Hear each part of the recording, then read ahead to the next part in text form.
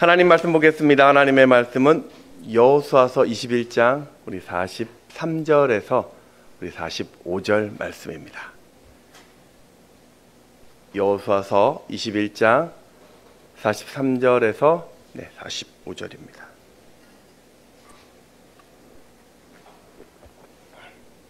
교독하겠습니다. 여호와께서 이스라엘의 조상들에게 맹세하사 주리라 하신 온 땅을 이와 같이 이스라엘에게 다 주셨으므로 그들이 그것을 차지하여 거기에 거주하였으니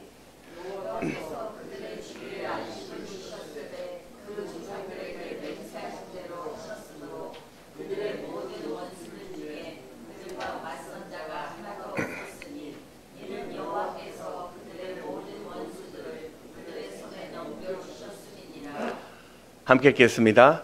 여호와께서 이스라엘 족속에게 말씀하신 선한 말씀이 하나도 남음이 없이 다 응하였더라. 아멘.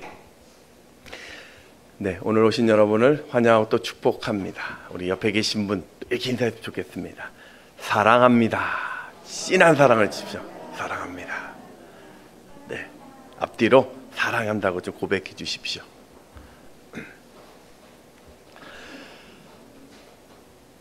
네, 대전에 보면 그 유명한 빵집 중에 성심당이라는 곳이 있습니다.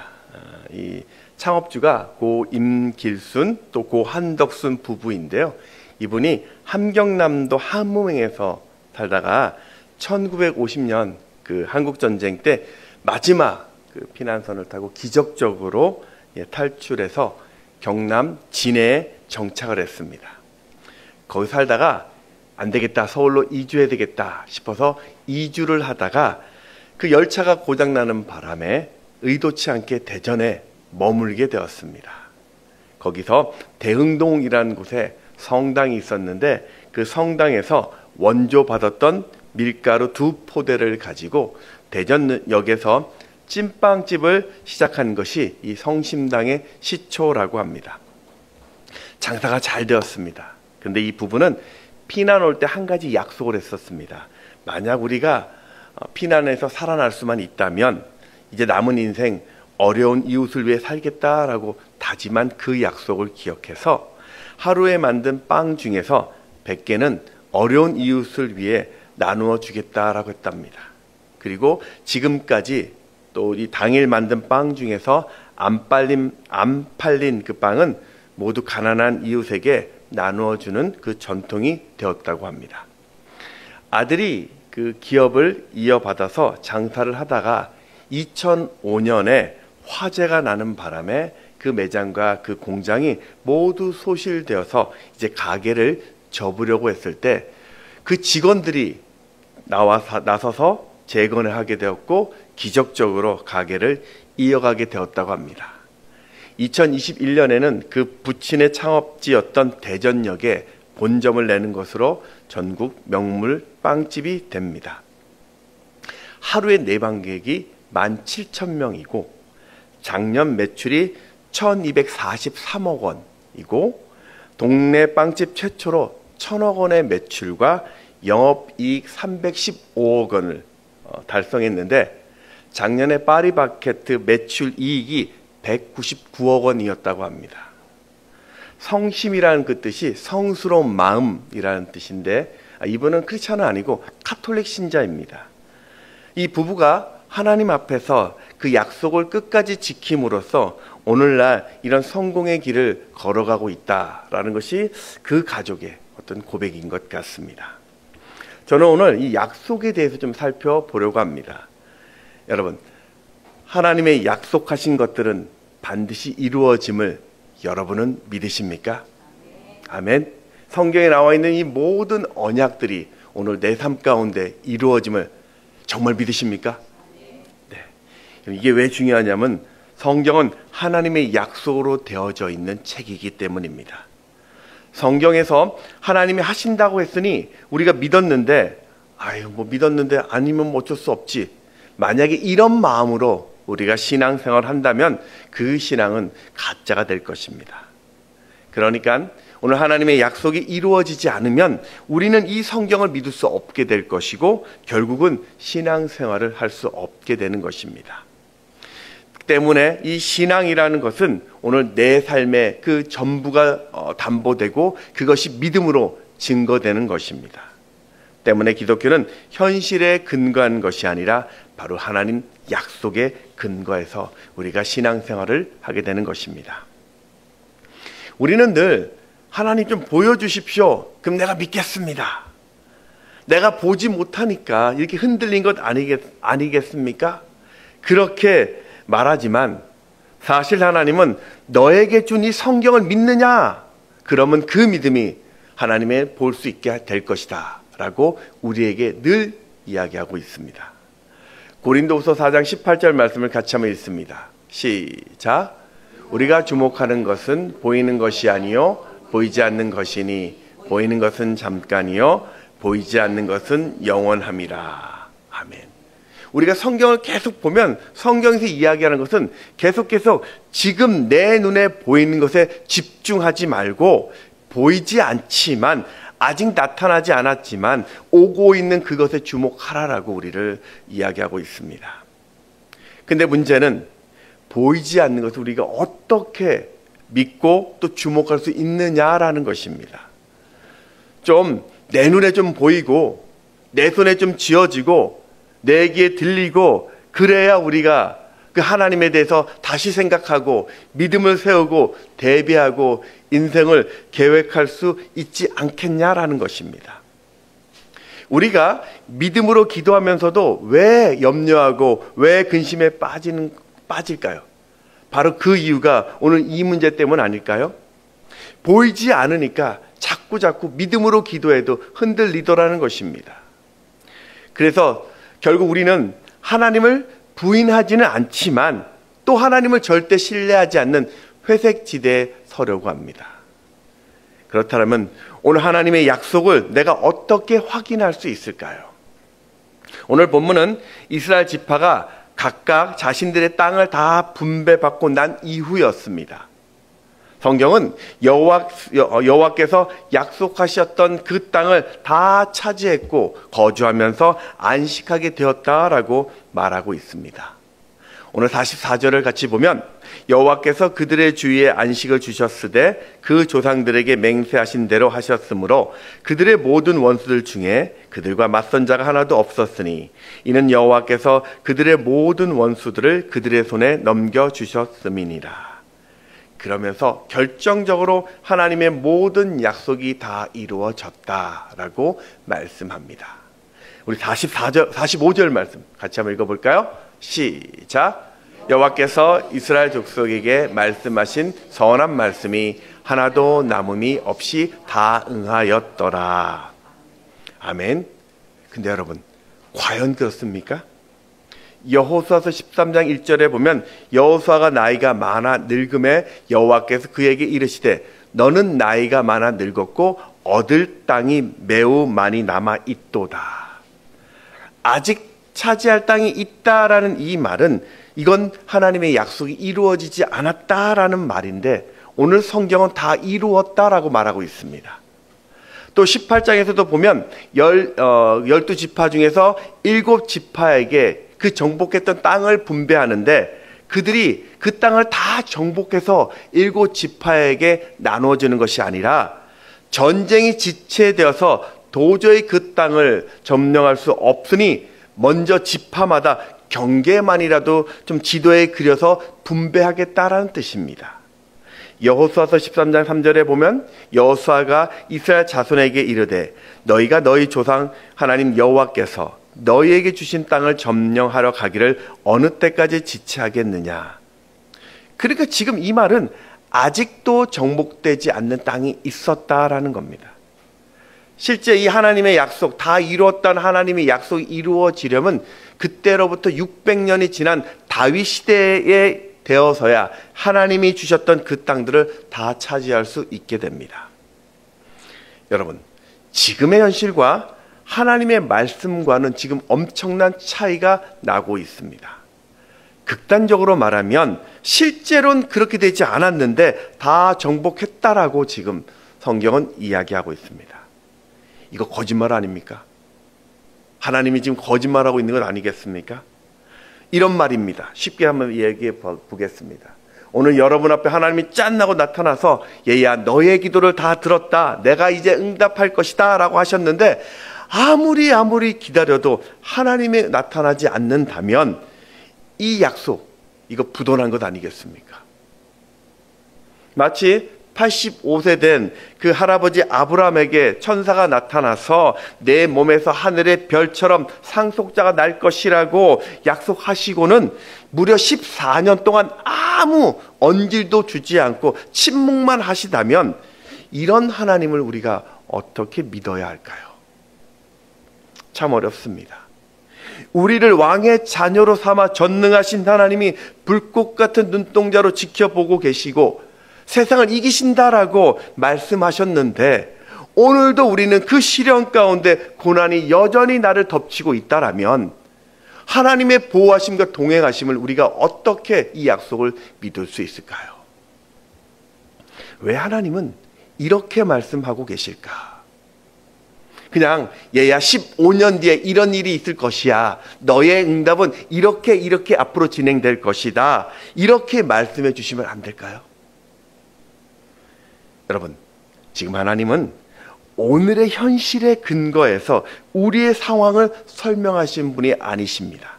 무슨 말이냐면 하나님은 지금의 현실과 상관없이 우리에게 말씀을 주셨고 그 약속을 믿는 자들을 통하여 세상을 창조해 가고 계시고 있습니다. 히브리서 11장 1절 2절에 보면 한번 읽어보겠습니다. 시작. 믿음은 바라는 것들의 실상이요 보이지 않는 것들의 증거니 선진들이 이로써 증거를 얻었느니라. 아멘. 선진들의 증거가 무엇입니까? 이미 믿음의 선진들이 내가 믿음의 발을 내디뎌 보았더니 하나님이 이렇게 언약을 이루어 주셨다. 약속을 이루셨다라고 간증하고 있는 그 증거를 이야기합니다. 그런데도 우리는 거꾸로 지금의 상황으로 하나님의 약속을 평가해 버립니다. 지금의 현실의 문제를 근거해서 하나님의 약속을 내가 판단해 버립니다. 에이, 하나님 약속해 주셨다고 했는데 지금의 내 삶에 아무런 것도 이루어지지 않고 있네요. 하나님이 부욕해 하신다고 말씀하셨는데 왜 이 문제가 풀리지 않습니까? 하나님 나를 건강케 하신다고 약속해 주셨던데 왜 내 몸은 여전히 이렇습니까? 자꾸 우리가 왜 이렇게 생각하냐면 하나님이 즉시로 나를 좀 편안한 곳으로 쉬게 하고 좀 상황을 다 정리하고 나를 그리로 인도하시는 분으로 생각하고 있기 때문입니다. 여러분, 그런 서프라이즈를 우리가 잠깐은 내려놓으셔야 합니다. 너희가 이미 다 받았다, 다 이루었다라는 그 말은 우리가 먼저 그 약속을 믿고 순종하고 나아가면 그 약속을 이루시는 하나님을 우리가 볼 수 있다라는 말입니다. 물론 그 응답이 지금 당장 나타나지 않을 수 있습니다. 때로는 우리가 생각하지 않는 왜곡된 그 모습으로 현실로 다가올 수도 있습니다. 마가복음 11장에 보면 예수님이 예루살렘에 가셨을 때 시장에서 그 열매를 찾았는데 마침 열매 맺지 못한 무화과 나무가 있었습니다. 주님은 그 나무를 향하여 더 이상 열매를 맺지 못할 것이라고 저주를 합니다. 마가복음 11장 14절에 보면 예수께서 나무에게 말씀하여 이르시되 이제부터 영원토록 사람이 내게서 열매를 따먹지 못하리라 하시니 제자들이 이를 듣더라. 주님이 저주했는데 말씀하실 때는 아무런 변화가 없었습니다. 그래서 제자들도 예수님이 화가 나서 분풀이하고 계시는구나 라고만 생각했을 것입니다. 그런데 그 다음날 무화과 나무를 보니 뿌리채 말라 죽었습니다.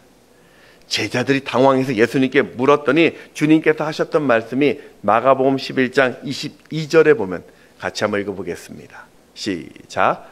예수께서 그들에게 대답하여 이르시되 하나님을 믿으라. 하나님을 믿으라. 여기서 믿으라는 에케테피스틴이라는 그 헬라어인데요. 하나님과 같은 믿음을 가지라라는 뜻입니다. 여러분, 하나님이 가진 그 믿음은 무엇입니까? 창세기를 한번 생각해 보십시오. 하나님은 빛이 있으라라고 했더니 빛이 그대로 생겼습니다. 그때 하나님이 빛은 이렇게 만들 것이고 어떻게 생길지 불안하거나 조바심을 내지 않았습니다. 그렇게 하나님이 말씀하시니까 반드시 되어진다라는 것은 성경이 또 이 자연이 우리에게 증거하고 있는 것입니다.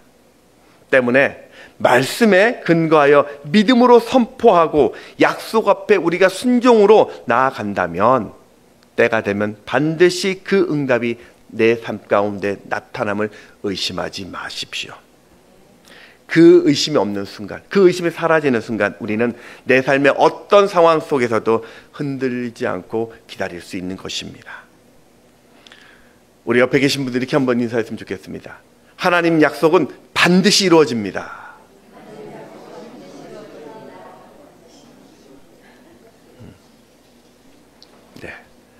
여러분을 향한 하나님의 약속은, 이 성경에 나와 있는 약속은 반드시 이루어집니다. 네. 바울이 이 믿음의 원리를 깨달았습니다. 데살로니가전서 5장 16절 18절 상반절에 보면 항상 기뻐하라, 쉬지 말고 기도하라, 범사에 감사하라. 이 당시 데살로니가 교회는 말로 다할 수 없는 핍박 가운데 있었던 교회였습니다. 이 교회는 그 예수 믿는 그 것 때문에 믿다 들키면 죽임을 당했고 또 모든 것을 다 잃어버렸던 시대였습니다. 그런 교회를 향해서 바울이 지금 뭐라고 이야기하냐면 기뻐하라 라고 이야기하고 있죠. 여러분, 우리가 아무리 믿음이 좋아도 내 가족 중에서 주님 믿는다는 이유로 죽임을 당한다면 이게 기쁨으로 맞이할 수 있을까요? 감사할 수 있겠습니까? 이건 믿음의 영역과 다른 것 같습니다. 그런데도 성경은요, 항상 기뻐하라고, 감사하라고 명령하고 있습니다. 왜 기뻐하라는 것일까요? 그건 지금의 상황 때문이 아니라 내가 하나님의 약속을 믿기 때문에 순종하는 그 데살로니가 교인들이 죽음조차도 이기는 그 믿음으로 하나님과 함께 동행하고 뜻을 이루어가는 하나님의 역사하심을 볼 수 있기 때문입니다. 그래서 기뻐하라 라고 이야기한 것입니다. 쉽진 않지만 어려움 상황 속에서도 계속 하나님을 묵상하고 그 믿음의 말을 선포하고 하나님이 그려주실 그 미래를 바라보는 사람, 그래서 오늘의 이 삶의 자리에서 거뜬히 버텨내는 사람, 바로 그가 그리스도인이고 이 세상을 이기는 여러분이십니다. 사랑하는 여러분, 신약 시대를 사는 우리들에게 가장 큰 축복은 바로 예수 그리스도를 믿는 믿음과 능력과 권세입니다. 요한복음 3장 16절 말씀 같이 읽습니다. 시작. 하나님이 세상을 이처럼 사랑하사 독생자를 주셨으니 이는 그를 믿는 자마다 멸망하지 않고 영생을 얻게 하려 하심이라. 여러분이 예수를 믿는 그 순간 영원한 생명이 이미 우리 안에 들어와 있습니다. 이건 하나님의 약속입니다. 하나님의 생명이 있다라는 이 말은 여러분 안에는 성령이 있는 것이고 그분의 권세와 능력이 오늘 내 삶 가운데 주어졌다라는 말입니다. 우리 요한복음 5장에 보면 우리가 잘 알고 있는 베데스다 연못에서 38년 된 그 병자, 여러분 아시죠? 이 연못은 가끔 천사가 물이 동할 때 처음 들어간 병자가 병이 나음 얻는다는 그 소문 때문에 주변의 사람들이, 환우들이 가득했습니다. 그런데 그곳에서 38년간을 있었다라는 이 말은 이 사람은 정말 가망이 없는 사람이었습니다. 병색이 완연했을 것이고 소망이 끊긴 그에게 주님이 다가가서 질문을 던집니다. 요한복음 5장 6절에 보면 예수께서 그 누운 것을 보시고 병이 벌써 오래된 줄을 아시고 이르시되 내가 낫고자 하느냐. 아니 왜 이 질문했을까요? 누가 봐도 38년이나 됐는데, 그럼 누가 봐도 오늘 그 말씀에도 병이 벌써 오래된 줄 알았다라고 얘기했잖아. 다 알고 있는데 왜 주님이 굳이 얘야 병이 낫고자 원하느냐 왜 물어보았을까요? 여러분, 이 병자의 답이 무엇이냐면 내가 누운 지 오래되었고 물이 동해도 나를 도와줄 사람이 없어요. 나는 고침받지 그래서 못했습니다 라고 이야기합니다. 지금 예수님과 병자의 차이가 무엇입니까? 네가 낫고자 하느냐? 너 회복을 기대하느냐? 너 지금 소망 있느냐? 라고 주님이 물었을 때 병자는 내 환경이 지금 이래요. 내 현실이 이래요. 지금 내 상황이 이래서 될 수 있을까요? 이 차이를 아십니까? 여러분, 오늘 우리가 38년 된 병자처럼 우리가 하나님 이건 안 됩니다. 이건 힘들어요. 틀렸어요. 가망이 없어요. 그때 주님이 우리에게 뭐라고 말씀할까요?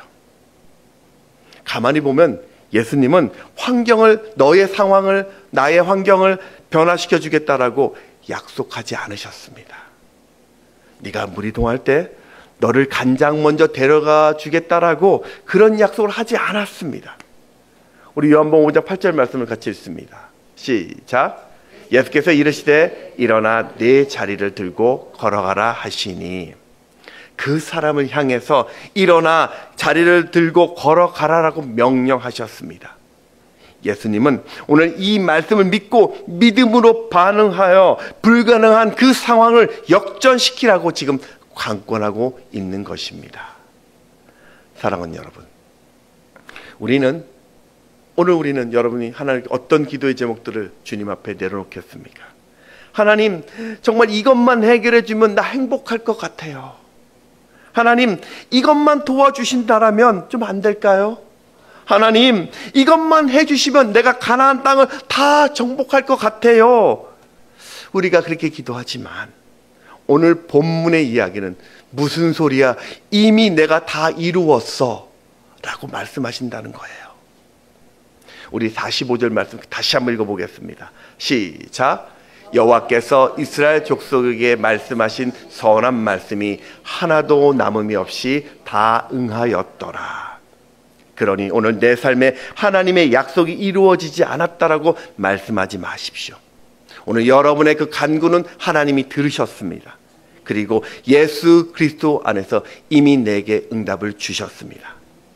그러니 오늘 하나님의 그 음성을 믿으시고 흔들리지 마시고 믿음의 길을 오늘도 걸어가십시오. 그 길은 틀림이 없습니다. 말씀을 정리하겠습니다. 오늘 내 삶에 아직도 점령되지 않는 가나안 땅이 있습니까? 축복의 땅이라는 것은 내가 알지만 현실 때문에 이 현실의 눈앞에 보이는 철병거가 무서워서 그 하나님을 향한 그 발걸음을 주저하고 있습니까? 내가 이런 상황 때문에, 이런 환경 때문에 내가 그 주님 앞에 나가야 되는 것 알지만 그럼에도 이것 때문에 내가 그 발목에 잡혀 지금 주저하고 계십니까? 여러분, 하나님이 함께 하시면 우리는 해낼 수 있습니다. 상황에 묶이지 마시고 내 안에 계신 예수 안에서 풀어내십시오. 설사 죽음의 환경 가운데 내가 들어간다 할지라도, 내가 원치 않는 그 상황에 빠진다 할지라도 그 속에서 능히 살리시는 하나님의 능력이 오늘 내 안에 있습니다. 오늘도 여러분을 자녀 삼아주시고 하나님의 사랑을 품어가시는 그 하나님과 함께 또 한 걸음 한 걸음씩 믿음의 발을 내딛는 여러분 되시기를 주의 이름으로 축원합니다. 찬양하겠습니다.